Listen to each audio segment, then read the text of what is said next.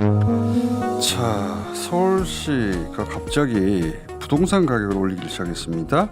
이광수 광선의 복덕방 대표 안녕하십니까? 안녕하세요. 이 복덕방 어떻게 되고 있어요? 간만에 여쭤보는데. 그냥 내란 사태 이후로 더 어려워지고 있는데요. 일단 네. 버티고 있습니다. 밖에서 대기하시는 동안 수갑 차보셨던데. 수갑을 찾는데 저 태어나서 처음 차봤잖아요.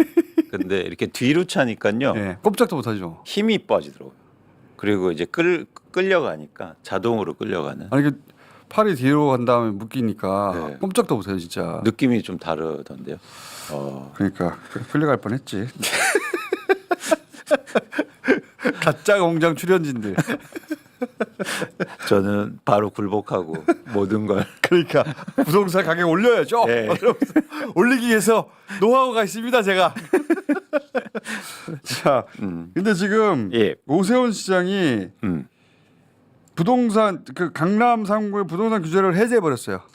그러니까 강남 3구에 토지거래 허가 구역이 있었는데요. 예. 그러니까 대표적으로 뭐 청담동, 삼성동, 대치동, 잠실동 이런 송파구나 강남구에 이렇게 지역을 지정해놔서 이 토지거래 허가 구역이 지정되면 어떻게 그러니까 효과가 있냐면 투기하거나 아니면 다주택자거나 그러니까 실거주자 이외의 수요는 살 수는 없습니다. 그러니까 사실은 투기나 아니면 이렇게 시장을 안정시키기 위해서 이런 제도가 있었는데요. 실제 거래할 때만 해라 이거거든요. 주거할 경우만. 그러니까 네, 그러니까 네. 거래가 나. 그렇죠. 정신 차리기 뭐좀 주거. 거기서 실제 살려고 할 때만 사고 팔아라. 그렇습니다. 그런 의미인데 그걸 풀어버렸어요. 그렇습니다. 그래서 서울시가 최근에 이 토지거래 허가 구역을 해제했는데요. 그러면서 바로 시장의 변화가 일단 일어나고 있습니다. 그런데 우선 짚어봐야 될 게 뭐냐면 왜 지금 서울시가 지금 네 오세훈 시장이 왜 지금 계엄 직후에 하필 지금. 그렇죠. 근데 특이한 지점이 내란 이전에는 전혀 이거에 대해서 이런 방구도 없었어요. 예. 그래서 뭐 토지거래 허가구역 실제로 뭐 어떤 말도 했냐면 필요하다 뭐 이런 말도 하다가 갑자기 내란 이후에 서울시하고 오세훈 시장이 드라이브를 걸면서 이런 뭐 규제를 사실 해제하고 있는 겁니다. 출마한다는 얘기죠. 그러니까 여러분들 뭐 우리가 다 아는 사실이지만 대통령 어쨌든 출마한다는 얘기죠. 주요 핵심 지지층이 많이 있는 지역이니까 네. 확실하게 뭔가 좀 신호를 주는 거 아닌가 그런 생각을 해보고 있는 겁니다. 여기서 내 표를 굳히겠다 이런 의도 아니겠는가. 물론 부인하겠죠. 네. 부인할 텐데 네. 아니 왜 갑자기 1월 달에 갑자기 이걸 푸냐고요. 그렇죠. 그래서 정치적 의도가 있다고 보고 있고요. 그런데 이 지역이 예를 들어서 부동산 가격이 하락하고 안정돼 있으면 규제를 풀 수도 있겠죠. 예. 근데 전혀 그런 상황이 아니었거든요. 이제 예를 들어서 수도권 외곽이라든지 지방은 안 좋은 상태에서 이런 지역의 규제 해제의 이유가 사실은 불명확하다. 그런 측면에서는 정치적 의도가 있다고 저희가 보는 겁니다. 요거는 이제 전문가들은 불명확하다고 말하고 저는 분명하다고 봅니다. 끌어올리려고 하는 거죠. 네. 봐라, 내가 부동산 가격을 끌어올릴 사람이다. 그렇습니다. 라고 지금 선언하는 거나 마찬가지. 내가 출마한다.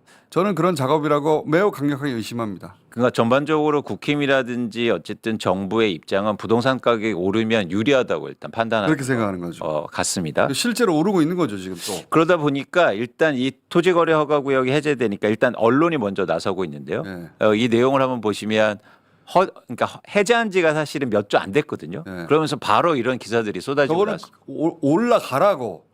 그렇죠. 예, 그지? 대사를 지내는 거예요, 막 네. 지금 언론도. 근데 저렇게 오르는 구체적인 수치가 들어가잖아요. 그러니까 경제를 얘기할 때 구체적인 수치를 얘기하는데 근거가 필요하지 않습니까?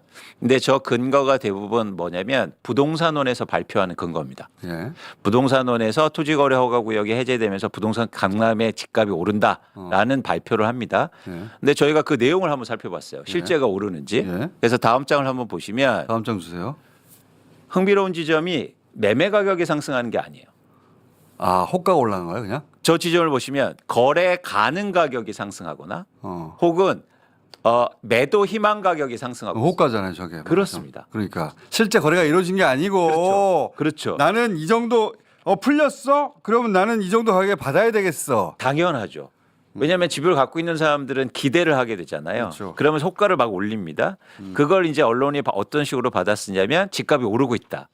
근데 이게 부정적인 영향을 어떻게 미치냐면 왜냐면은 기사 제목을 보세요. 앞으로 다시 가서 폭등이라고 하거든요. 폭등. 그렇죠. 제목에 폭등을 써버려요. 네. 불안하죠 그러면. 네. 그리고 저 뉴스만 보면 우리가 어떤 생각이 드냐면 실제로 그럼 거래되고 있나?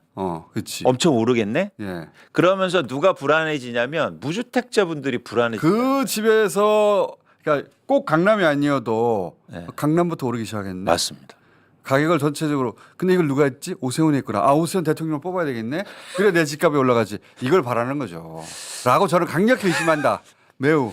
저는 근데 이제 다른 지점에서 보고 싶은 게 네. 저런 뉴스나 이제 상황을 보면서 특히 무주택자 분들이라든지 이렇게 또 시장을 뭐 내 집 마련하고 계획 가주신 분들이 불안하게 되는 거죠. 불안하게 되죠. 그러면 이제 빚을 내서 집을 또 사게 되는 그런 악순환에 그 계속 빠질 수 있다는 거죠. 악순환으로 부동산 가격을 지탱시켜 왔잖아요. 그렇습니다. 사람들의 불안을 자극해가지고. 그렇습니다. 근데 이제 다시 공직자에 나서겠다는 사람이 그 불안을 또 한 번 자극해서 공포 마케팅으로 자기 표를 얻겠다는 거 아닙니까? 근데 지금 왜 굳이? 지금 곧 조기 대선이 있을 것 같으니까요. 자기들도 조기 대선이 있을 것 같거든요, 지금. 근데 뿐만 아니라 사실은 정부도 나서고 있습니다. 그래서 일단 지금 정부가 어떤 뭐 사태 수습이라든지 문제에 나서야 되는데 정부도 지금 어떤 발표를 했냐면요. 지금 지방에 미분양 아파트가 많거든요. 네. 근데 지방의 미분양 아파트를 일단 3,000호 정도 정부가 사주겠다. 그거 최상목이 지금 그렇게 하고 있어요. 예. 최상목 갑자기 막 사들이고 권한대. 있어요. 예. 그러니까 이게 얼마나 또 명분도 잘 보면 예를 들어서 지방 경제를 살리겠다라는 명목이거든요. 예. 그러면서 이제 1조 원 이상을 예를 들어서 공기업을 이용해서 이제 사주겠다는 거예요. 근데 예를 들어서 지금 뭐 이렇게 민생 살리기라든지 쿠폰이라든지 그 발행을 못 하고 있지 않습니까? 예. 그건 안 하고 네. 건설사 미분양을 사주고 있어요. 네. 최상목은 갑자기 막 자기가 나라 고가는 인도를 막 쓰고 있어요, 지금.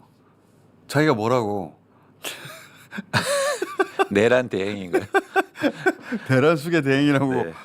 유시민 작가가 하던데 돈을 갑자기 쓰고 있어요, 막 자기가. 그렇죠. 조 단위로. 그렇죠. 그래서 이렇게 건설사가 살리는데 이제 두 가지 문제점이 있는데 첫 번째는 미분양 아파트가 생긴 이유는 건설사들이 분양가를 너무 높게 받고 그렇죠. 그리고 사업을 잘못했기 때문에 물건을 안 파는 거지 않습니까? 그렇죠. 그거를 정부가 사준다는 거예요. 그건 뭐냐면 모랄 해저드 일종의 도덕적 해이가 발생하는 거죠. 아니 우리가 만년필 만들었는데 만년필이 안 팔려. 그럼 네. 정부가 사줍니까? 안 사주. 절대 안 사줘. 다른 어떤 것도 안 사줘요. 뉴스공장 만년필 안 팔리면 정부에서 안 사주잖아요. 안 사주죠 절대. 그럼 우리 망하지. 환율 올라가는데 그거 대신 갚아줍니까?